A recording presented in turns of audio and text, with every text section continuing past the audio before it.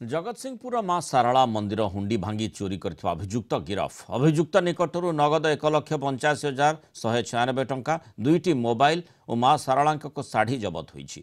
अभियुक्त जनक केन्दुझर सदर थाना केरी गाँवर ऋषि महंत गत 14 तारिख राति इलेक्ट्रिक कटर एवं रेंची व्यवहार करी हुंडी भांगी चोरी करी फेरार हो जाइथिला। जगतसिंहपुर जिलार अधिष्ठात्री देवी मां सारला मंदिर हुंडी चोरी घटना एसपी निर्देश में पुलिस एक स्वतंत्र टीम गठन कर तदंत करथिला।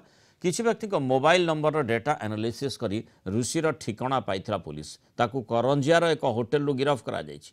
सारला मंदिर चोरी करने को अभियुक्त 11 तारिख जगतसिंहपुर आसीथिला। पूर्वरु एही मामलारे बाटरे पड़िथिबा टंका पाइथिबा 3 जनकू अटक रखा जाइथिबा बेले सेमाने एथिरे संपृक्त नथिबा पुलिस कहिछि।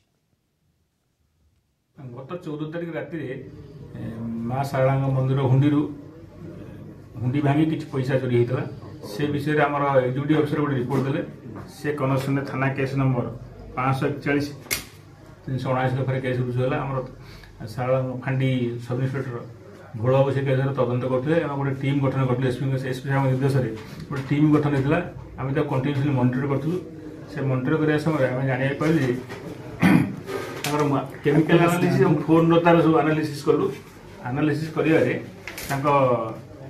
मोबाइल सीडीआर एडीआर नेलु से लोकर डिटेल जना पड़ा। सी केन्दुझर जिला केरी सदर थाना अंतर्गत केरी ग्राम घर ता ना ऋषि महंत से आम टीम जाई धरागला। धरला 1,85,196 टका रिकवरी कराई। गोटे 2टा मोबाइल गोटे क्यारी बैग आउ तार माँ का जो लुगाटा से भी सीजर कराई गिरफ कराई आज तक फरार कर।